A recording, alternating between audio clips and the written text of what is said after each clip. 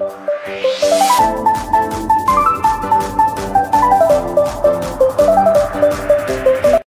चालू करूया type number 1 sphere tangent plane property. Tangent plane प्रॉपर्टीचा मीनिंग आहे length of normal is equal to radius of the sphere. आता हे कसं ओळखायचं बघा, समजा दोन फिगर घेतल्या मी, या दोन फिगरमध्ये हा प्लेन आहे आणि हा स्फिअर आहे. पहिल्या फिगरमध्ये प्लेन हा स्फिअरला टच करतोय आणि दुसऱ्या फिगरमध्ये प्लेन हा स्फिअरपासून थोडा दूर आहे. दोन्ही फिगरचा मीनिंग बघा, इथे जर प्लेन हा समजा स्फिअरला टच करत असेल तर प्लेनचं जे डिस्टन्स आहे PC, हे डिस्टन्स आणि AC डिस्टन्स हे सेम असणार. मात्र हा प्लेन जर थोडा दूर असेल तर हे जे PC डिस्टन्स आणि AC डिस्टन्स हे सेम नसणार. याचाच अर्थ ह्या केसमध्ये प्लेन आणि स्फिअर एकमेकांना टच करत नाही आणि ह्या केसमध्ये ते दोघं एकमेकांना टच करत आहे. तर आपल्याला पेपरला क्वेश्चन कसा येणार बघा, पेपरला ते विचारतील show that plane touches the sphere. त्या केसमध्ये आपल्याला काय दाखवायचं आहे, त्या केसमध्ये आपल्याला फक्त आणि फक्त length of normal is equal to radius of the sphere दाखवायचं आहे. जर आपण हे दाखवलं याचाच अर्थ स्फिअर आणि प्लेन एकमेकांना काय करतात, टच करतात. तर सरळ सरळ दोघांपैकी कोणती ही फिगर मात्र ध्यानात ठेवा. पेपरला फिगर कंपल्सरी नाही आहे, पण फिगर जर काढली तर आपल्याला सॉल्व करायला थोडं सोपं जातं. आता एक्झाम्पल बघू.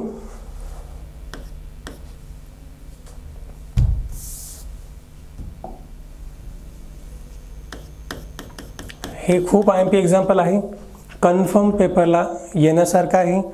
ह्या एक्झाम्पलचा टाईप आत्तापर्यंत फ्रिक्वेंटली आलेला आहे. So very hot and very very IMP problem. ठीक आहे.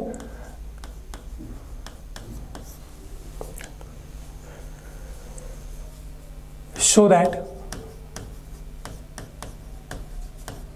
द प्लेन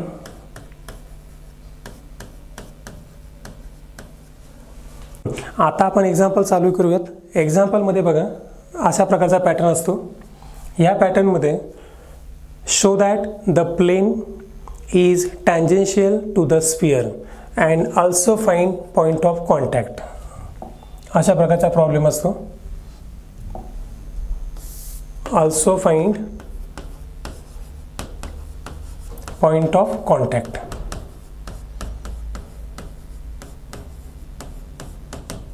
तर ह्या प्रॉब्लेममध्ये सोल्युशन काढण्यासाठी तीन प्रमुख स्टेज आहेत, तीन प्रमुख स्टेप्स आहेत ज्याचा वापर करून तुम्ही एक्झाम्पलचं सोल्युशन लिहू शकतात. ठीक आहे. बघा हे प्लेन ह्या स्फिअरला टँजेन्शियल आहे. याचा अर्थ काय, याचा अर्थ प्लेन आणि स्फिअर, प्लेनचं लेंथ आणि स्फिअरची रेडियस ही सेम दाखवायची. बघा मी टॉपिकमध्ये लिहिलं आहे, बघू. तर तुम्हाला हे प्रूव्ह करायचं आहे. काय प्रूव्ह करायचं आहे, length of normal is equal to radius of the sphere. आता लेंथ ऑफ नॉर्मल आणि रेडियस ऑफ द स्फिअर हे कुठेच इक्वल असणार आहे, पहिल्या केसमध्ये. पहिली केस म्हणजे बघा ही जी लेंथ ऑफ नॉर्मल आहे PC, ही PC is equal to AC असणार. म्हणजेच आपल्याला हे दाखवायचं आहे. मग फिगर लिहून टाकू आपण. फिगर काढणं कंपल्सरी नाही आहे, पण एक्झाम्पल सॉल्व करायला थोडं सोपं जाणार. समजा हा स्फिअर आहे, या स्फिअरला हा प्लेन आहे जो टच करतोय. इथे बघा आणि हा सेंटर.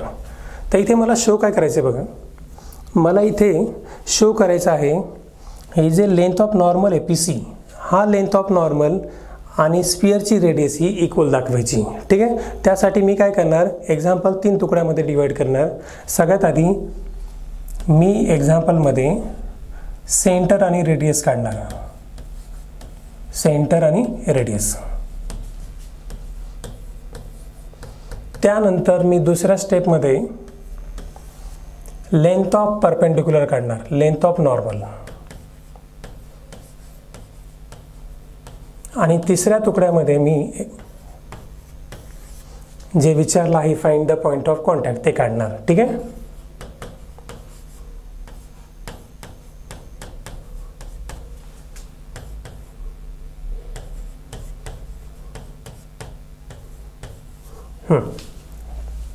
बघा सेंटर आणि रेडियस आपल्याला काढता येते. त्यानंतर लेंथ ऑफ नॉर्मल म्हणजे काय? लेंथ ऑफ नॉर्मल म्हणजे हे जे डिस्टन्स आहे पी सी, हे डिस्टन्स म्हणजेच लेंथ ऑफ नॉर्मल. बघा सी पी ही जी लाईन आहे ती त्या प्लेनला काय करते? नॉर्मल करते, म्हणजे परपेंडिक्युलर आहे. याचाच अर्थ लेंथ ऑफ नॉर्मल आपण काढू शकतो. ठीक आहे. आणि नंतर पॉईंट ऑफ कॉन्टॅक्ट म्हणजे काय? पॉईंट ऑफ कॉन्टॅक्ट म्हणजे तो पॉईंट ज्या पॉईंटला तो प्लेन आणि तो स्फिअर टच करतात. कोणता पॉईंट येतो? पी. म्हणजे पीचे कॉर्डिनेट काढायचे, ते कॉर्डिनेट काढले की तुमचा पॉईंट ऑफ कॉन्टॅक्ट आला. ठीक आहे. मग 1 बाय 1 जाऊयात. स्टेप 1. स्टेप 1 मध्ये मी काय म्हटलंय? सेंटर आणि रेडियस काढा. मग सेंटर आणि रेडियस काढण्यासाठी एक शॉर्टकट सांगतो. सेंटर काढायचा जर असेल तर आपण कम्पेअर करतो. ठीक आहे. Comparing with general form.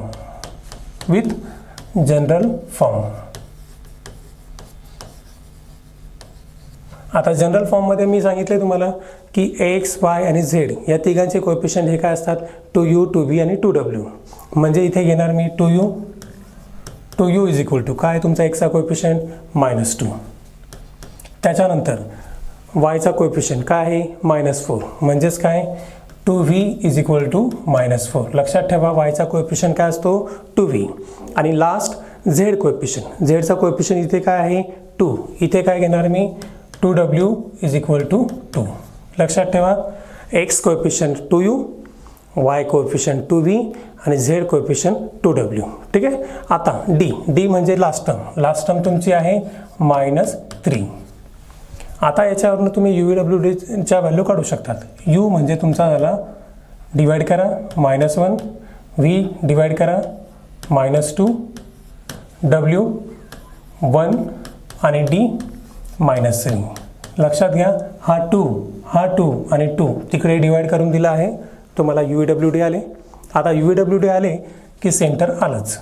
Centre means -u -v -w. म्हणजेच ह्या तिघांचे साईन चेंज करा. -1 1 होणार, -2 2 होणार आणि 1 -1 होणार. कळालं? 1 2 -1 हे झालं तुमचं सेंटर. आता आपण रेडियस काढूयात. रेडियस काढण्यासाठी फॉर्म्युला आहे रूटमध्ये u² + v² + w² - d. या फॉर्म्युल्यामध्ये फक्त आणि फक्त व्हॅल्यू पुटअप करायचे आहेत. बघा रेडियस इज इक्वल टू रूटमध्ये u² + v² + w² - d. UVWD काय बघून घ्या. u -1, v -2, w 1 आणि d -3. -1 -2 1. सो इथे मिळणार मला -1 -2 1 आणि d काय आहे आपला? d आहे -3. पण इथे जर मायनस आणि मायनस पुट केला तर मायनस मायनस काय होणार? प्लस. म्हणजेच इथे काय येणार? +3. ठीक आहे. आता याला फक्त सिम्प्लिफाय करायचं आहे.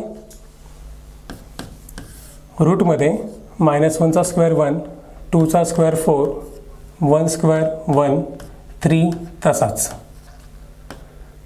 1 + 4 5, 5 + 1 6, 6 + 3 9. म्हणजे इथे मला मिळाला √9 आणि √9 हा काय असतो? 3. म्हणजेच रेडियस ऑफ द स्पियर मला काय मिळाली? 3. Radius of sphere is equal to 3. हे झालं माझं पहिला पार्ट. तर पहिला पार्ट कंप्लीट झाला आहे.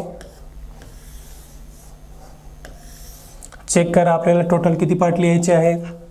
पहिला पार्ट आहे फाइंड सेंटर रेडियस, दुसरा लेंथ ऑफ नॉर्मल आणि तिसरा फाइंड पॉईंट ऑफ कॉन्टॅक्ट. तर पहिला पार्ट पूर्ण झाला. ठीक आहे. आता दुसऱ्या पार्टमध्ये मी करणार आहे length of normal. Length of normal म्हणजे काय? हे डिस्टन्स. कोणतं डिस्टन्स? PC डिस्टन्स म्हणजेच तुमची लेंथ ऑफ नॉर्मल आहे. आता लेंथ ऑफ नॉर्मल काढण्यासाठी तुम्हाला 2 गोष्टी माहिती पाहिजे. किती? 2. त्यामध्ये एक म्हणजे सीचा कोऑर्डिनेट माहिती पाहिजे आणि दुसरं म्हणजे प्लेनचं इक्वेशन. मग इकडे बघा 2x - 2y + z + 12 हे इक्वेशन आहे प्लेनचं, याचाच अर्थ आपल्याकडे प्लेनचं इक्वेशन आहे. ठीक आहे. नंतर सीचे कोऑर्डिनेट म्हणजेच काय, स्पिअरचं सेंटर. स्पिअरचं सेंटर आहे का आपल्याकडे? येस, आपल्याकडे स्पिअरचं सेंटर सुद्धा आहे. याचाच अर्थ मी लेंथ ऑफ नॉर्मल काढू शकतो. ठीक आहे. मग सेकंड पार्टला जाऊयात.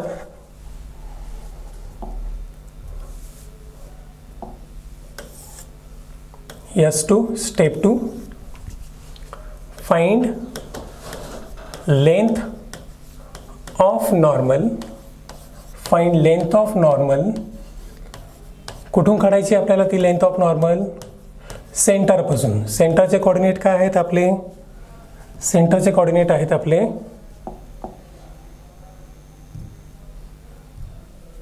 1 2 -1. तर मी इथे लिहिणार फ्रॉम सेंटर 1 2 -1 टू कुठपर्यंत काढायचं आहे आपल्याला? प्लेनपर्यंत. To plane. प्लेनचं इक्वेशन आहे 2x - 2y + z + 12 = 0 is given by formula. What is formula? L = modulus of. Formula लिहायची गरज नाही, डायरेक्टली बघायचं कसं सॉल्व करायचं इथे. लेंथ इज गिवन बाय, सरळ हे जे प्लेनचं इक्वेशन आहे त्या इक्वेशनमध्ये सेंटरचे कोऑर्डिनेट पुट करून द्यायचे. मग सेंटरचे कोऑर्डिनेट पुट करून दिले तर मला मिळेल 2 × x. एक्सच्या जागेवर पहिली व्हॅल्यू काय आहे? 1. त्यानंतर 2 × y. वायच्या जागेवर दुसरी व्हॅल्यू आहे 2.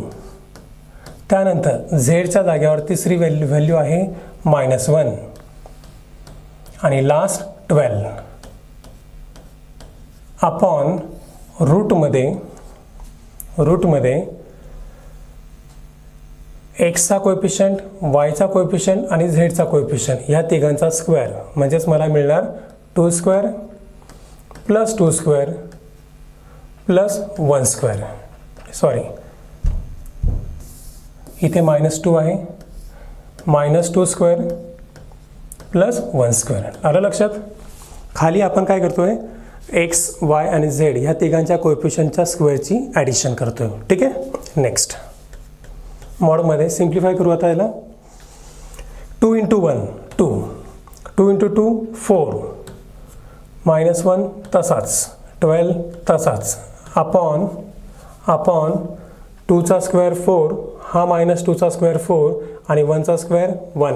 म्हणजेच इथे मिळणार मला √4 + 4 + 1. पुढच्या आता सिम्प्लिफाय करू त्याला. 2 - 4 -2, -2 - 1 -3 आणि -3 + 12 9. न्यूमरेटरला 9 आला आहे लक्षात ठेवा. अंडर रूटमध्ये 4 + 4 8, 8 + 1 9. √9 म्हणजे काय? 3. म्हणजे डिनॉमिनेटरला किती आला आहे? 3. तर बघा लेंथ न्यूमरेटरला तुमचा 9 आला होता आणि डिनॉमिनेटरला √9 आहे. √9 म्हणजेच काय? 3. सो 9/3 म्हणजेच 3 आणि मॉड ऑफ 3 हा काय असतो? 3. लक्षात ठेवा, मॉडच्या बाहेर एखादी गोष्ट जाते तर ती पॉझिटिव्ह राहते. लक्षात ठेवा. इथे जर मॉडमध्ये हा -3 असता समजा, तर त्या -3ला मॉडच्या बाहेर लिहिताना मी +3च लिहिलं असतं. लक्षात ठेवा. तर मायनसमध्ये असो या प्लसमध्ये मॉडच्या बाहेर आलं की समजायचं पॉझिटिव्ह. ठीक आहे. तर लेंथ आली आहे आपली 3. चेक करा आता.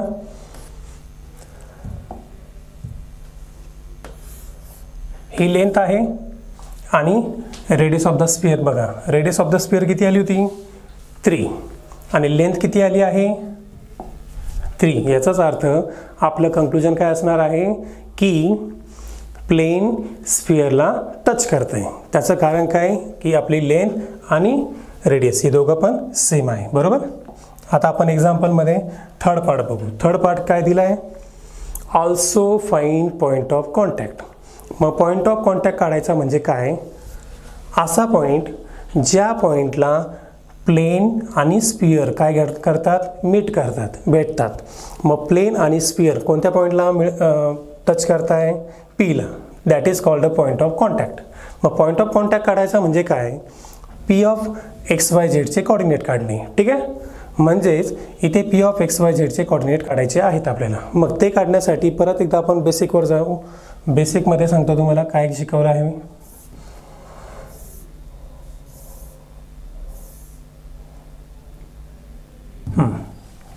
बघून घ्या.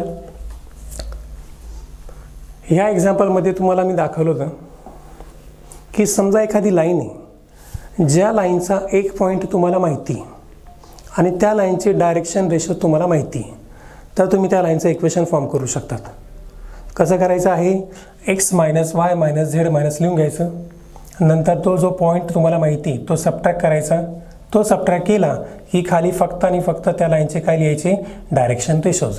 इथून आपल्याला असं शिकायला भेटतं आहे की जर एखाद्या लाईनचा एक पॉईंट आणि त्या लाईनचा डायरेक्शन रेशो तुम्हाला माहिती असेल तर तुम्ही त्या लाईनचं इक्वेशन फॉर्म करू शकतात. आता बघा एक्झाम्पलमध्ये,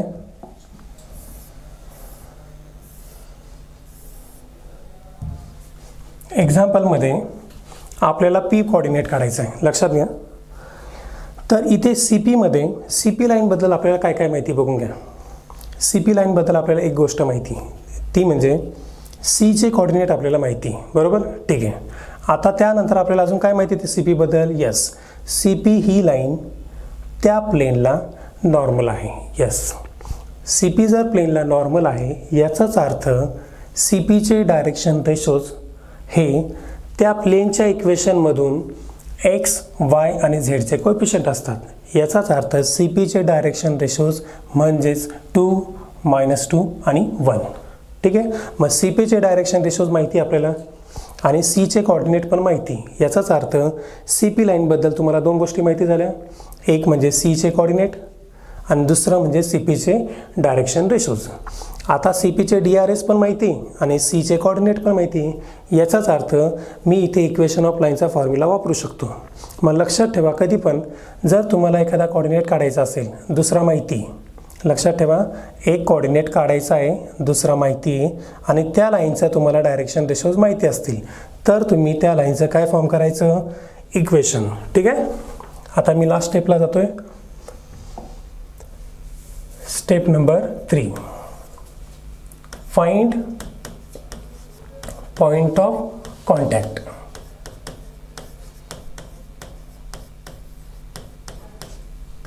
पॉइंट ऑफ कॉन्टॅक्ट काढायचा म्हणजे पीचे कोऑर्डिनेट काढायचे. To find P of x y z, ज्या पॉईंटला प्लेन आणि स्पिअर काय करतात, टच करतात. मग पी काढण्यासाठी तुम्हाला दोन गोष्टी माहिती आहे इथे. एक, ॲज सेंटर माहिती तुम्हाला. सेंटरचे कोऑर्डिनेट काय आहेत, 1, 2, -1. Centre is 1, 2, -1. B1 point. आणि दुसरी गोष्ट तुम्हाला काय माहिती त्या लाईनबद्दल, direction ratios. Direction ratios of C P. Direction ratios of C P are coefficients of कोणाचे कोएफिशियंट घ्यायचे, प्लेनच्या एक्स वाय झेडची. मग प्लेनच्या एक्स वाय झेडचे कोएफिशियंट आहे 2, -2 आणि 1. मग इथे लिहिताना मी लिहिणार 2, -2 आणि 1. आणि इथे बघा सी पीचं इक्वेशन आपण फॉर्म करू शकतो. त्याचं कारण हे आहे की इक्वेशन फॉर्म करण्यासाठी मला दोन गोष्टी लागतात. एक म्हणजे मिनिमम एक पॉईंट जो सी माहिती आपल्याला आणि दुसरं म्हणजे डायरेक्शन रेशोज. याचाच अर्थ इक्वेशन ऑफ सी पी काय येणार, x minus y minus Z minus. आता खाली हे जे मायनस मायनस मायनस केले ना, इथे मी घेणार सी कोऑर्डिनेट. सी कोऑर्डिनेट बघा 1 आहे, इथे 1 घेतला. 2 आहे, इथे 2 घेतला. आणि -1 आहे, इथे जर -1 घेतला तर मायनस आणि मायनस काय होणार, प्लस. इथे मी घेणार +1. ठीक आहे. खाली सरळ सरळ हे तिन्ही डायरेक्शन रेशोज लिहून काढायचे. 2, -2 आणि 1. ठीक आहे. हे झालं इक्वेशन ऑफ सी पी. एकदा की इक्वेशन आलं समजायचं पॉईंट ऑफ कॉन्टॅक्ट आले. तर ध्यानात ठेवा हे रिलेशन. पॉईंट ऑफ कॉन्टॅक्ट काढणे म्हणजेच काय, त्या लाईनचं इक्वेशन काढणे. Point of contact means equation of C P. आता इक्वेशन ऑफ सी पीला एक नाव देऊ आपण. काय नाव देऊ, टी म्हणा किंवा के म्हणा, तुमच्या मनाने काही पण म्हणा. मी इथे काय म्हणतो त्याला के. ठीक आहे. आता के म्हटल्यानंतर मला एक्स वाय झेडच्या व्हॅल्यू काढता येतील. मग एक्स वाय झेडच्या व्हॅल्यू ह्या बघा कशा येतील. एक्सची व्हॅल्यू हा जो 2 आहे तो 2 तिकडे डिवाइड करा, सॉरी मल्टिप्लाय करा. 2 हा तिकडे गेला तो 2 केला मल्टिप्लाय करणार 2k होणार तो, आणि हा -1 तिकडे जाऊन प्लस होणार. म्हणजेच इथे काय येईल एक्सची व्हॅल्यू 2k + 1. ठीक आहे. सिमिलरली वायची व्हॅल्यू काढायची मला केच्या फॉर्ममध्ये. -2 तिकडे पाठवा तो होईल -2k, तो होईल -2k, आणि हा -2 तिकडे शिफ्ट करा, तो तिकडे शिफ्ट केला तर तो होईल माझा +2. ठीक आहे. आणि लास्ट झेड, झेडची व्हॅल्यू 1 तिकडे शिफ्ट करा, 1 × k k, आणि +1 जर तिकडे शिफ्ट केला तर तो होणार -1. आलं लक्षात. हे झाले माझे एक्स वाय झेडच्या व्हॅल्यू. एकदा की एक्स वाय झेडच्या व्हॅल्यू आल्या समजायचं आपलं पॉईंट ऑफ कॉन्टॅक्ट आला. पण ह्या एक्स वाय झेडच्या व्हॅल्यू आपल्या आता कोणत्या फॉर्ममध्ये आल्या आहेत, केच्या फॉर्ममध्ये, आणि मला कोणत्या फॉर्ममध्ये पाहिजे, नंबरच्या फॉर्ममध्ये. मग नंबरच्या फॉर्ममध्ये आणण्यासाठी सरळ सरळ ह्या तिन्ही व्हॅल्यू इक्वेशन ऑफ प्लेनमध्ये पुट करून द्यायचं. मग इक्वेशन ऑफ प्लेन आपलं काय आहे, put x y z in equation of plane. Equation of प्लेनमध्ये पुट करून देऊयात. म्हणजेच 2x - 2y + z + 12 = 0 मध्ये जर पुट केलं तर काय मिळेल मला बघा. 2 × x, what is x, 2k + 1, म्हणजेच इथे मला मिळाला 2k + 1. नंतर -2 × y, yची व्हॅल्यू काय आहे आपली -2k + 2, -2k + 2. त्यानंतर झेडची व्हॅल्यू आहे k - 1, झेडची व्हॅल्यू आहे k - 1, म्हणजे इथे मला मिळेल फक्त k - 1 + 12 = 0. ठीक आहे. आता हे इक्वेशन सिम्प्लिफाय करा, केची व्हॅल्यू काढा, आणि केची व्हॅल्यू आली रे आली याचाच अर्थ आपला एक्स वाय झेड आला. मग डायरेक्ट मल्टिप्लाय करतोय मी. 2 मल्टिप्लाय करा, 2 × 2k 4k, 2 × 1 2 × 1 2, नंतर -2 × -2k + 4k, -2 × 2 -4, k - 1 तसाच आणि 12 सुद्धा तसाच = 0. आता हे सिंपल इक्वेशन झालं. हे इक्वेशन फक्त कंबाईन करून घेऊयात. 4k + 4k + k किती झाला 9k. नंतर कॉन्स्टंट नंबर बघा 2 12, 2 + 12 14, 14 - 4 10, आणि 10 - 1 9, म्हणजे इथे मला मिळणार +9 = 0. याचाच अर्थ 9k ची व्हॅल्यू हा ही काय आली -9, म्हणजेच k ची व्हॅल्यू काय झाली मग -1.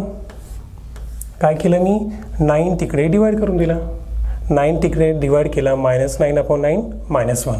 एकदा की k आला समजायचं तुमचा x y आणि z आलाच. बघून घ्या हे आपले एक्स वाय झेड आहेत. या एक्स वाय झेडमध्ये k ची व्हॅल्यू फक्त काय करायची पुट करून द्यायची. k ची व्हॅल्यू की पुट केली तर मला मिळेल x = 2k + 1. बघा इथे 2k + 1 आहे ना, तर मला मिळेल 2 × k, what is k, k - 1 आहे, म्हणजेच मला इथे मिळेल -1 + 1, 2 × -1 -2, आणि -2 + 1 -1. ठीक आहे. y ची व्हॅल्यू बघून घ्या काय आहे -2k + 2, -2k + 2 म्हणजेच -2 × k, k ची व्हॅल्यू -1 + 2, आणि याला सिम्प्लिफाय करून मला काय मिळेल 2 -, 2 + 2 4, आणि शेवटी z ची व्हॅल्यू काय मिळेल k - 1, k - 1 म्हणजेच -1 -1, आणि -1 हा काय असतो -2. याचाच अर्थ पॉईंट ऑफ कॉन्टॅक्ट काय आला, point of contact = P of XYZ. XYZ means -1 4 आणि -2, -1 4 आणि -2. ठीक आहे.